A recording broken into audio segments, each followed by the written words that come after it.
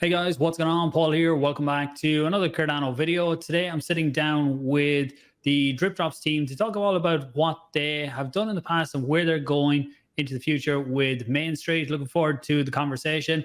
Lots of, I would say, OGs in the Cardano space. So guys, very welcome. Thanks for taking the time to come on. Hey Paul, thanks for having us. Yeah, hey Paul, great to see you, man. Yeah, great to catch up. We had a talk, it's well over 6 months ago now, on Adoja, what you guys are building there. So we probably need to do a catch up on that at some point too, but we'll leave that to another video. Just for people watching who aren't familiar, can each of you give the brief introduction to who you are, and then we'll get into what you guys have built. I think Anthony is right beside me, so maybe if we work around the screen like that. Sure. My name's Anthony. I'm the CFO of Dripdropz. Got into Cardano through stake pool operation. I'm the co-founder of Bloom Pool, and working with these guys, we've developed a couple projects together, and our next one is going to be Mainstreet. So I'm Lloyd Duhan. I'm the Chief Operating Officer, and my job is I'm the chief cat herder. I keep the guys in line best I can and help everybody move along the right direction, get our projects done. I've been in the space for about 3 years now. I came in a little later than some of these guys, but I've been enjoying it. I came in with a background in entrepreneurship and technology, but not blockchain technology. So I'm still learning that as we go here. Hey, I'm Chris Hockaday. I do manage onboarding and customer support for Dripdropz, and do some governance stuff and other miscellaneous at Adoja, and I guess we're going to be doing some support stuff at Token Riot. And I wasn't a part of the ITN, but I was hanging out then, being told that I should participate, and I didn't listen. But I've been here for a while, so anyway, nice to be here, guys. There's not many people in crypto that is just one job. Generally, you get a good few. Kyle. Yeah, I'm Kyle. I'm the CEO of Dripdropz. I have the pleasure of working with these guys day in and day out. I started as a stake pool operator in the Cardano community. I run the frog pools. I work on the Adoja team as well, and then pretty much everything else I work on is with these guys. So we started Dripdropz together about 2 years ago around this time. It was in Wyoming Summit was when we decided we were going to work together, and within about 6 weeks from there, we started building, and within 6 weeks from there, we were in production. So it's a pretty cool story. Great. So I suppose Dripdropz is where the team came together, and some people will be familiar with it, but who wants to take the introduction to what Dripdropz is, and then we'll move into Mainstreet and what you guys are looking at getting into? Well, I mean, I guess I can take it. So Dripdropz is a premier token delivery platform on Cardano, which is leverages technology to the point where it's positioned to a core infrastructure component. We're the leading token delivery platform, and we've delivered native assets for 95% of the top 100 projects relative to transaction volume. So any token project that's looking to get their token into the wallets of Cardano users, we are the platform to help them achieve that. So yeah, we decided to work together in Wyoming. We had built rapport for a while, working together. You understand how that happens, working in a decentralized environment. Stake pool operators compete, but we still work together, right? There's camaraderie there, and you have to overcome obstacles together throughout the course of just getting through the ITN and coming up. But you kind of build rapport, and then when you sit down and talk to people, the reason we started Dripdropz was to counter the whole ISPO phenomenon. It was an oversight, right? It's you got these huge entities coming in, swinging massive amounts of stake with absolutely no pledge, and that's a vector. And so the initial conversations that we had started out of concern for our businesses, but also with an underlying need to look out for the network and to do something to protect the network. And the incentives were off, and just the game theory didn't account that people would give up all their ADA rewards for the idea of a token. And so we just took a step back and realized that if we give people a lot of choices, then we can kind of muddy that hype of the ISPO. And Sunday Swap was the last major ISPO to occur, so we did our job there. Yeah, it's great. It's it can even be used for ISPOs if they want to distribute the tokens through you guys. And for anyone that hasn't heard, it's Dripdropz is a place where you can go, you can sign up for free, and every epoch you can go in, and there are, I don't even know how many tokens you have now at this point that are completely free, but there's a lot of tokens you can choose from that are free for anybody to claim, no matter where you're staked. Stake pool operators then can go in, and I could go in and put tokens in and say only my delegators can claim them, and they can be claimed. And the big thing about it is they can all be claimed in one transaction. So one of the advantages on Cardano, which you're really utilizing, is that multiple different tokens can be claimed in the same transaction. So it's a really great tool, I suppose. A tool, I don't know, protocol, what the right term to use for it, but it's a really good one for the... It's a protocol. Yeah. And even the tooling around that, you guys have produced a lot to help distribute, because you see a lot of the stats on the network for, I suppose, how busy the network can get, especially at the start of epochs, and you have different ways for getting transactions out to the network too. So it has helped along them lines too, even outside of what you're doing. And actually, FIAT, was that something you guys put together, or was that? Yep. Yeah. Unfracket. Yep. Yeah, that's the one. So that's kind of where you guys have been, how you guys got together. You're looking to move in a bit of a different direction going forward. Like Dripdropz isn't going to change as far as I've seen. It's only going to get stronger, but you're also adding Mainstreet. So who wants to take the lead on what Mainstreet is to bring us into that conversation? Yeah, let's talk the transition. So, what did we really learn with Dripdropz? We learned distribution, right? We learned it, and learned it well. Like we can, we know how to check tokens to see whether or not they've got a risk associated with distributing them. We've built we've built tooling around this whole process, and what it does is this gives us the opportunity to really understand what it means to transfer value amongst people. And so that's actually a good part of the genesis of why Mainstreet's even going to exist. Now there's a whole backstory. I'll let Anthony tell that part, so it's a fun backstory.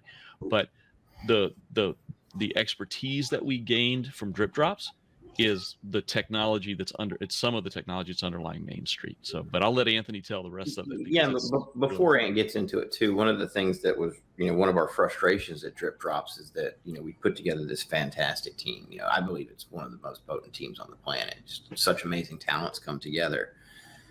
But yet it felt for quite a while that we were at our peak potency proliferating through the Cardano ecosystem. We're selling as hard as we can. The pool's only so big, right? And so Mainstreet was a path that opened that up to everybody, and that was something we all got very excited about. And Anthony really did a great job, not only influencing the internal team of, hey, this is the direction we should go in, but also just putting all the pieces on the table for us to look at. Yeah, so Mainstreet was a derivative of basically onboarding multiple users and just talking to people about crypto and what the pain points were. Same thing with Dripdropz. We discovered pain points of users wanting to receive tokens and then token projects wanting to distribute tokens. And we addressed both of those pain points. It can be expensive for a project to distribute tokens. And then, it's a very selective process to receive tokens. So we wanted to build something that was inclusive, that literally everyone in the Cardano community would be able to use, whether you're a token project or you're a delegate or whatever your involvement may be. You can participate in the Dripdropz platform. So we took that same ethos and concept, and we wanted to build something out. And one of the major things was onboarding, and I've had quite a bit of experience doing that. I was always like, the crypto guy in my local area. So all of the old guys that I've onboarded over time into cryptocurrency, and I've, onboarded people young, 18, 19 years old, all the way up to the oldest person that I've onboarded was actually 97. So I've seen like every type of person and issue and interaction that you could probably imagine with onboarding people into cryptocurrency. And one of the key things that I figured out was, like, for people that were purchasing crypto, whether that be Bitcoin or ADA or Ethereum or whatever, interacting with the centralized exchange was complicated. You know, it's more designed for traders or you know, more advanced users. The younger, like us, all of us here, are the perfect candidates for an exchange use. But not so much when you get into, like, you know, the older generation, 50 plus, from that point, and that generation holds most of the world's wealth at this point in time. So in order to get that wealth into the market cap of cryptocurrency, they have to have a smooth process of getting in, and none of it ever was. It was crazy. So it was, like Lloyd said, herding cats at that point in time. So yeah, and then once they purchase, you know, it was teaching them about the individual wallets, which was insane, because, oh, you can only have this wallet for this cryptocurrency, and then you have to download this wallet. So by the time they're done, it's just so convoluted, and they're so frustrated with the process that, like, they just don't even want to deal with it anymore. It doesn't seem practical. And then you get to the other side of things once they are onboarded and they do finally start to understand how to use cryptocurrency and handle it. It's like, what do you do with it? That's like the main question, is like, where do you use crypto? And so everyone talks about crypto as being money or being the fiat, or, you know, the financial system of the world and whatnot. But it's impossible to be that if there's nowhere you can use it. No one can accept it because of that blurred line. Okay, if I have Bitcoin, or you want to accept Ethereum in your business or whatever, it's impossible to do that. So this came about because from my barber. So I was going to my barber shop, and I finally got him to buy cryptocurrency, and then I started harassing him about accepting it for haircuts, and that's what got us into this. You know, basically what brought Mainstreet full circle was he couldn't accept cryptocurrency in his business. And we were looking for point of sale systems that would interact with blockchain or interact with cryptocurrency in some way, shape, or form. And we couldn't locate anything. So that's kind of like where, okay, we need like a really easy onboarding platform with the capability of merchants and users to send and receive in a more fluid way, and being from token handling and understanding like Babel, and that's kind of where Mainstreet was born. So we wanted to make cryptocurrency limitless, and the idea was that you can be a holder of whatever cryptocurrency or fiat, if you prefer, go into a merchant that also uses Mainstreet, or interact with another user that has Mainstreet. And within your preferences or their preferences, you can choose which cryptocurrency or fiat you would like to receive. And that way you have the capability to send them ADA or Bitcoin or Ethereum, and it will automatically convert to their preferred currency. So for merchants that don't want to deal with the volatility of Bitcoin or any of the cryptocurrencies, they can set their preference to fiat. So you as a consumer can go to their store and purchase their goods or services and pay in whatever you like, cryptocurrency, whether that be Ethereum, Bitcoin, ADA, whatever, and it will automatically convert on the transaction to their preferred inbound currency. So it mitigates volatility. It removes the barriers of using cryptocurrency as money, and it finally opens the gates of being able as a consumer and a merchant to interact with crypto and use it the way it's supposed to be intended to be used. I don't think cryptocurrency, everyone talks about taking profits and whatnot, but in the same sentence, they talk about the fungibility of cryptocurrency and how it would make such a good money. And I agree with that, but why would you take crypto and convert it back into a depreciating asset only to then go spend that at a store with a merchant or a service provider? So we wanted to remove that barrier of entry. Nice. So I suppose very high level, and then I have lots of questions on how things work behind the scenes. It's basically, so normally, say the barber, I go into my barber, I like to try and give cash if I have cash at different times, but a lot of times I go in, he has a credit card machine, I tap my phone, and that's all done in euro for me here in Ireland. With what you guys have, will the barber then have a different point of sale machine that I can go in and I can scan a QR code? I could send the crypto to that. So rather than me using my bank account, I'm just using my crypto wallet, is it? It depends. So what we want to do is make it so you don't know the difference anymore. We want to make it so subtle, like the same exact process that you take. So if you want to use fiat and use your debit or credit card, that's fine too. Your barber could have the Mainstreet set up and you could use your traditional debit or credit card. Or if you're a Mainstreet user and you have a Mainstreet debit or credit card and they still have the old traditional system, you can still use your cryptocurrency in that manner. So we want to integrate on all levels. So whether that be you don't have Mainstreet and they do, they have Mainstreet and you don't, or you both have Mainstreet, we want to be able to interact and process payments. Okay, so me as the end user, if I don't have the Mainstreet app, could I still pay with, say, ADA? I go in, I have the Vesper wallet on my phone. Can I still send ADA to the merchant, or does it have to be through Mainstreet? It would have to be through Mainstreet. So, for example, if you had a business, your barber never got the Mainstreet app, but you do.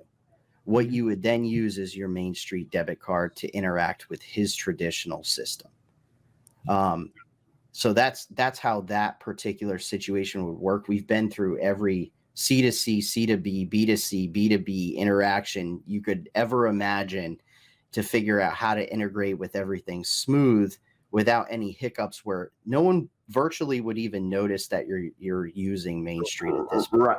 Right. The reason we can't, or there's a couple of reasons that we don't enable customers to pay with just a Vesper wallet interacting with Mainstreet is that's going to mess with the business owner merchant's operations potentially. Right now he's waiting for transaction validation and all that stuff. Whereas Mainstreet's a custodial solution, we can give immediate finality. Right. So, there's no operation or interference. The way the product's been designed is such that in a way that merchants have absolutely no reason not to accept it. We're giving them access to the large economy of crypto that users have that they currently can't readily spend today. Yeah. It's essentially, if you were to come in with a Vesper wallet and use it, you're dealing with a latency and remittance issue. So if that transaction for whatever reason failed and you had already left and gotten your haircut, there's no way to reclaim that. Whereas within Mainstreet, we're able to confirm transactions, and then our on-chain is all batched together, similar to how Firehose works. We stack transactions and batch them out at one shot.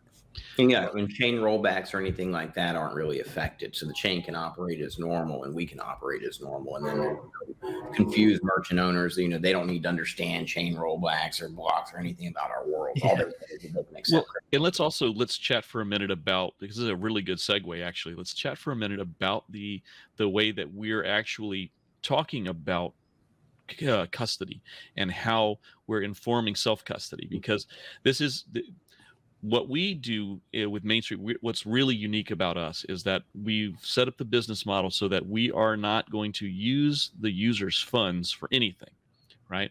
We're not making money with the user's funds. It's a 1-for-1. So if the user has deposited dollars, there's dollars representing that deposit at all times. And so so we're not motivated like, say, a Coinbase or a Kraken or whatever, any of these other institutions, to keep them in the centralized exchange. So we're actually moving to a more like you have a spending wallet, a saving wallet. Now, the saving wallet is exactly what you and I all understand as a crypto wallet, right? You have a seed phrase, you have self-custody, and that is where in Mainstreet you would interact. So like if you could have it in Vesper and you could send money from Vesper to your spending wallet in Mainstreet. And then once it's there, then it's able to be used, in real time with merchants, either with your debit card, with the QR code, with all those kinds of things. Okay. Yeah. I suppose just on what you were saying it makes more sense that you have to have all the funds. If I wanted to pay with Bitcoin, do I then have to wait 10 minutes after, maybe about half an hour, to have two confirmed blocks before I could actually leave? It's not really going to work. So you're really taking a lot of the explanations or trying to explain how all of the intricacies work with crypto. It's scary for lots of people coming in new that try and understand it. Like I think all of us are in this a few years now at this point, and there's a lot of stuff we take for granted that's like self-custody wallets or your seed phrase or different things like that. It's a different language to people coming in. So when they can trust an entity to take that, it's a lot safer. I suppose for me at the minute, what an equivalent to what you're doing is I have a Binance debit card, so I have to have funds stored there. So obviously I have the majority of my crypto on hardware wallets, and at the time I want to spend or I know I'm going somewhere, I send funds into that so that I can then use that at the merchant. But just on the custody then, so do you set up cold storage or do you use third parties like Coinbase, or how does that side of it work? We use what Coinbase uses. We're a premier customer of the Fireblocks software. And Fireblocks is what, if you look everywhere, if you look to Kraken, look to Coinbase, look to any major player that's a centralized exchange, underneath you're going to see the payment rails, and in those payment rails, that's where you're going to see Fireblocks. It's a incredible solution. If Andrew were here, he could go deep into the tech with it, but in general and in short, it's a multi-sig situation where that very much protects everyone's funds, and this is the tech that underlies like all of the centralized crypto exchanges in the world. And we happen to be, before we're even launched, they liked our team, they liked what they saw, they liked the work we're doing, they liked the uniqueness of the product we're building. So they gave us access at the same level as those larger entities now, so that we have the support that we need to build this successfully. That's a big thing when you're going into the businesses, I suppose, to be able to show what's behind you and how safe the funds are going to be, because that's always a risk. Outside of crypto, a lot of people, what they hear about is all the hacks or all the scams, and they don't understand that there is safer ways and there is better ways to do that. And then on the fiat side, is that with a bank, or where does custody sit for that? Yeah. Ant, you want to take that one? Yeah, it's a similar type of situation. So our structure is called an omnibus account. And what that means is that the funds are compiled into a singular account that is multi-sig cold storage. And then we balance our books depending. So we were getting into the Babel feature, whereas if you sent Bitcoin and they receive data, so we balance our accounts out depending on the volume, transaction volume. So it could be hourly, could be daily, so on and so forth. But they're batched out to make sure that our omnibus or acting as liquidity pools are always balanced and good in the event that we have something similar to a bank run or the market falls out and everyone wants to withdraw their funds. Everything's at least available there to them. Like Lloyd was saying, we keep a 1-to-1 on all the user funds. User funds will never mix with an operational account, so we should never see a situation like the FTX debacle that went down. Yeah, we'll have like fund balances to make sure. One of the caveats or the things that's going to make Mainstreet successful, and just so you guys are clear, what Ant means by Babel is an automatic conversion of fees. Most merchants, most of them, they're not going to want crypto. They're just going to want their fiat. They're going to want the money to come in fiat, their accounting to be in fiat, their business operations to be completely unchanged. So what Mainstreet allows you to do is you can come in and set it up so customers can come in and pay whatever they want to pay in, right? You could say, but I want to receive these currencies, and you can split it up if you want to have it split out. But for the most part, you set it to 100% fiat, and then anything coming in is automatically converted to fiat. So me as a merchant, I don't have to know anything about the crypto space whatsoever to adopt Mainstreet. Yep. You don't even know what they paid in. They could have come and paid in ADA. They could have paid in drip tokens. Well, we can tell you, so you're informed about your business and what people are paying in. But yeah. If you want the stats on, most of your users are paying in Bitcoin, then that's fine as well. But you can totally operate on blind and never know what users have come in and paid with what currency, as long as you receive the dollar amount that you requested in your desired currency.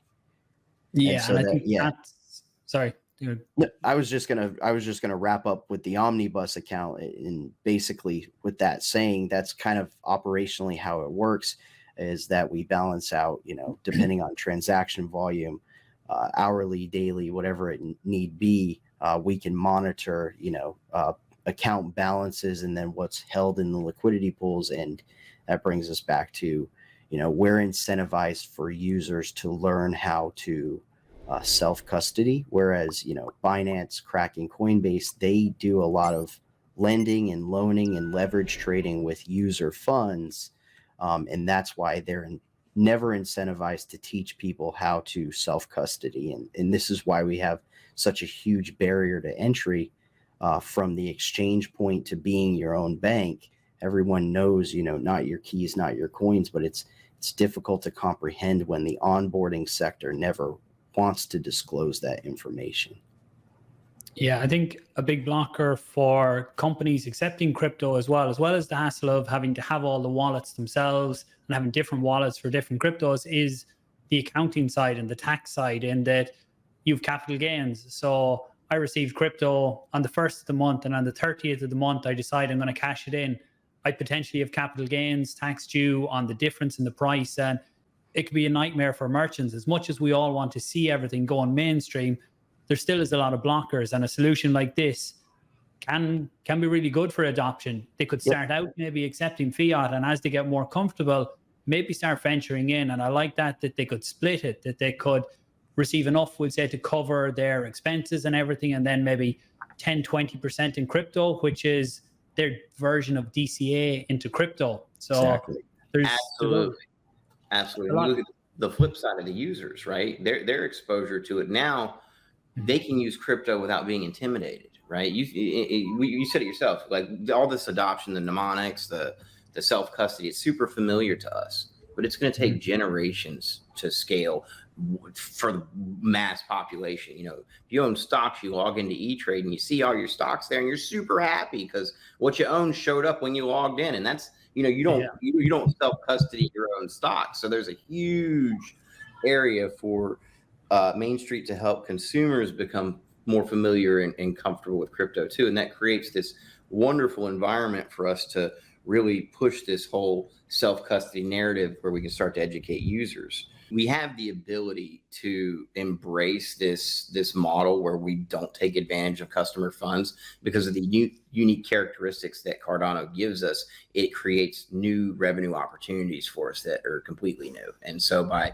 winning at Mainstreet and coming to market with a viable payment platform, we can then begin to look at those revenue opportunities and bring those to market as well.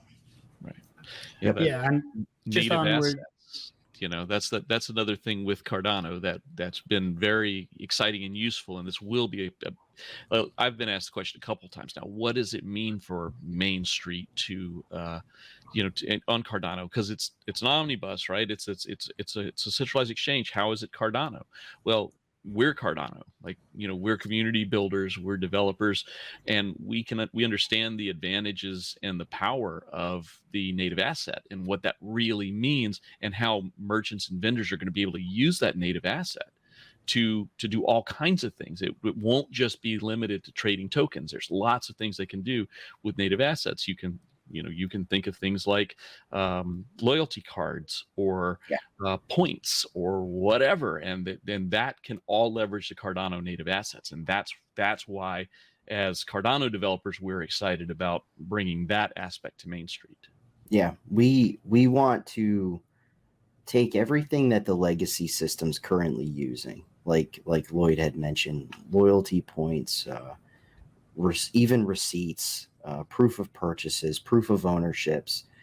And we want merchants, service providers, and consumers to interact with these things without even knowing that they're interacting with the blockchain. And so now this is where real utility comes in. Everyone here so far has minted tokens with the intent of having them on the Cardano blockchain. This is where, I own a store and I want to create loyalty points without me even realizing it. Now, when customers come in and they get haircuts or they purchase whatever goods or services, they're receiving fungible tokens that are now loyalty points that can be actually spent inside of my store. So this is the type of thing that we want to bring to people and let them interact with the blockchain without them actually knowing that they're in it. They just think that they're interacting with the platform and, oh, I'm going to issue loyalty points, and how many do you want to issue? And, what's the value of them? 1 to 1, but every dollar they spend, they get one. Okay, that's fine. And I believe self-custody is very important aspect in cryptocurrency. And I think everyone should know how to do it, but I don't think the world is actually ready to be their own bank yet. A good majority of them, especially considering the baby boomers have, I think, 56% of the world's wealth. So this is the hybrid. This is the hybrid of the traditional, the legacy system into the new currency. And currency right now, even in a bear market, we as crypto holders have $1.2 trillion worth of spending power in our wallets that we can't spend anywhere. So why not, if you're a merchant, why aren't you incentivized to bring these people into your stores or have them hire you for services? Yeah, and like, I know a lot of people say you should self-custody your own funds from day one in crypto. And I think long-term, everybody should learn how to self-custody, but it's a journey. You don't know how to do it safely from day one. And if you try and rush into it too quick and you do something wrong, you get burned, you lose funds, that can scare people away from crypto for good, because if they have a loss early on like that, then they're like, no, they just don't want to get into it again. So when people say about get your funds off centralized exchanges as quick as possible, I say it a bit, but I say take a bit off, understand how you can hold your custody, understand everything and how important different parts of it are. And then when you're more comfortable, you can do it. So I always like when there's intermediate steps. And just before we move on to the next steps, you mentioned one thing about liquidity pools. And so how does that work? Or is that like, say, I come in and I pay with ADA in a store and the merchant is going to get fiat? Where does the conversion happen? Or do people provide liquidity to allow that, just like an AMM DEX? We use liquidity pools as a term that crypto people tend to understand. And essentially, it is just a bucket of fiat or a bucket of Bitcoin or a bucket of Ethereum that's held in our omnibus accounts. So if you come in and you pay in fiat and the merchant wants to receive Bitcoin, your fiat goes into the fiat omnibus account, or what we refer to as a liquidity pool, and Bitcoin comes out of the Bitcoin omnibus account or Bitcoin liquidity pool into the merchant's account. So they're not liquidity pools in the sense where users just come in and dump funds. Yeah. It's all internal, because that from a security standpoint, we need an internal cold storage multi-sig solution. For the rapid change solution, what it's looking like is we're going to have to maintain buckets of the assets we want to support there. We're still getting into the modeling of everything, but that's possibly we're going to have to maintain buckets, is essentially what Ant's saying. Oh, okay, so that's more the company has these buckets rather than me coming in and providing, because I suppose on an AMM DEX or that, for people who aren't fully familiar, generally I will provide assets because I can earn incentives on them, but you probably can't do that in that terms. Well, you'll put your assets in there. Customers will put their assets in, like deposit their Bitcoin or Ethereum, and those will go into those buckets. But for us to be able to accommodate the flux or changing, we're going to have to maintain some degree of surplus in each of those buckets. Yep. Yeah, just to keep that one-to-one back for the likes of me who's holding it as a customer. It's not just the one-to-one back, but also have enough surplus so we can confidently conduct the transaction in real time with making sure that whatever back end is going to be okay. So a scenario where that would be applicable would be, say, Bitcoin spikes.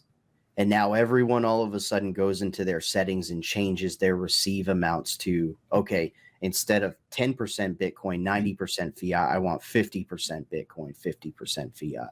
So we know preemptively that, hey, there's going to be a lot of Bitcoin transactions moving through the system.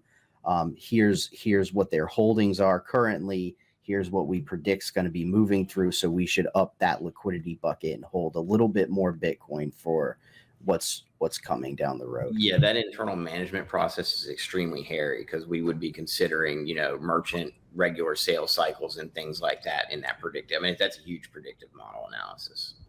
Yeah, and you've gone the money license route, have you, or do you need one for when you're interacting with fiat? We need we need a lot of them. Oh yeah. That's a nice easy process, is it? Yeah.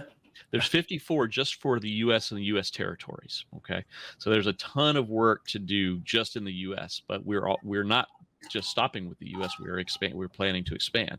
So getting our feet wet, we're going for all 54 U.S. states and territories.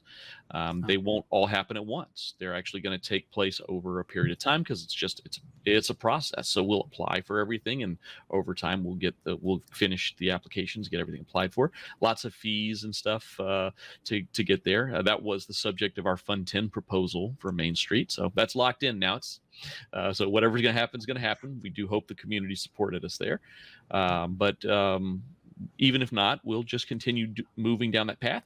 It'll just be slower because we'll have to internally raise those funds before we're able to apply for the next license. So one way or another, this is happening. We'll get accelerated should we have won the Fund 10 proposal. Yeah, so for anyone watching this, Fund 10 Catalyst voting just closed this morning. It'll probably be a day or two after that this goes live, but that's just the general timeline there. And on the states, I talked to the Mehin team a few weeks ago, and I think they're doing a similar process. They're applying to each individual state rather than partnering with one bank and using them. So I think long-term, it's a lot more painful. Short-term, it sounds like, but long-term, it's definitely a lot more solid approach to the whole process. And you mentioned there in timelines and catalysts would affect that. Where is this now, or what's the path forward? So we're with, our attorneys now have the paperwork from us for the most part. I think there's a few minor pieces that we're still finalizing to get, fully in their hands.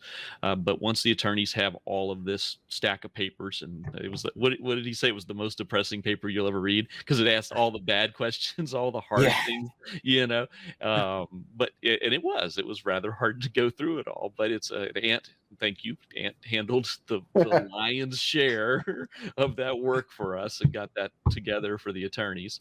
And so the attorneys take it next, and they literally go and apply at all these places for us, and and we start paying the fees as we need to, and the bonds and the things of that nature. And if everything's moving along swimmingly, we're talking about a 1.5 year long process. Yeah. Okay. And for Mainstreet itself, so for a merchant, my wife owns beauticians, for someone like her to be able to have one of your point of sale devices, is now, I know timelines on, there's so many moving factors there, but is this years out, or is this? We're a couple of years out, out there, because getting the licenses in place is one part. There's another part, and this is a good time to talk about this. There's another part of this whole process that we're working from, and that is that what we've developed so far is a proof of concept, right? We've developed enough of the tooling to kind of put things in people's hands to say, here's what your experience will look like. So that was our initial goal, and we feel like we've accomplished that pretty well. The community seems to be behind this now, seems to be interested in what we're doing, so we feel like we accomplished that. But now our step is really rubber meets the road. We've got to build out this app. We've got to build out a compliance team. We've got to build out, a management team that will manage those buckets that we were just talking about and all this other stuff. And that's going to take money. So that's the other thing. We've gotten approval from our attorneys up to this point is that we can start taking interest in what will be a crowdfunding raise. So that means it's a seed investment round. And it means that you don't have to be an accredited investor if you'd like to participate, but you will receive real equity in the Mainstreet company. So I think it's a really neat approach. I'm happy that we're taking this approach. There's no games happening. This is as real and traditional fundraise model that absolutely works and allows people in the community to come in that's not gate kept by, you know, oh yeah, you got to have so much money or you got to be accredited or this or that. None of that's here for us. And so our whole community, if they want to, if they're behind us and want to participate, they've got the opportunity to do so. So this will be the same as investing in any traditional startup, really, that you're not investing for some token that there's loads of different allocations and the token price is going to go up and down. This will be based on equity within the actual business. Absolutely. Great. And for that, nice. Yeah. And I suppose it's a way for people to slightly diversify their portfolio if they're just in crypto. And I know it's a crypto focused business, but it allows them to diversify a little bit outside that. And will people be able to invest in this with crypto, or would it have to be, I don't know if invest is the right word, but to get involved in this with crypto, or would it just be with fiat? I don't think so. It's tough to answer that. Possibly in some way, shape, or form, but basically off the top of our head, we have to go through a third party service in order to host this type of fundraise. So actually, you need Mainstreet to be able to do this, to accept crypto. Yeah. Not necessarily. If anybody out there wants to invest a large amount of money and you want to do it in crypto, come talk to us.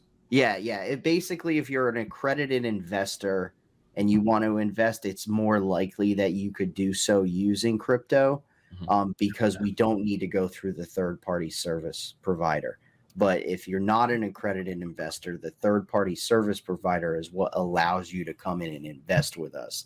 And how you invest is through their platform. Exactly. So we're stuck with that. Yeah. Exactly. We need Mainstreet to do that. We do. Yeah. If their model allows it, so if their model would allow you to deposit ETH or ADA or whatever into, as your payment, then that's fine. They can do that.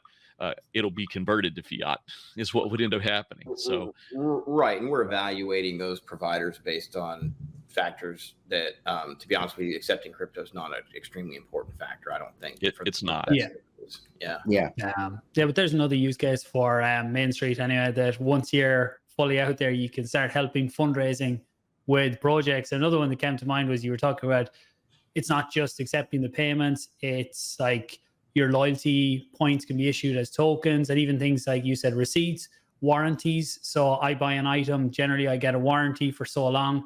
If that was created as an NFT or something that can then be passed on, there's lots of different use cases there that could be linked into the merchants.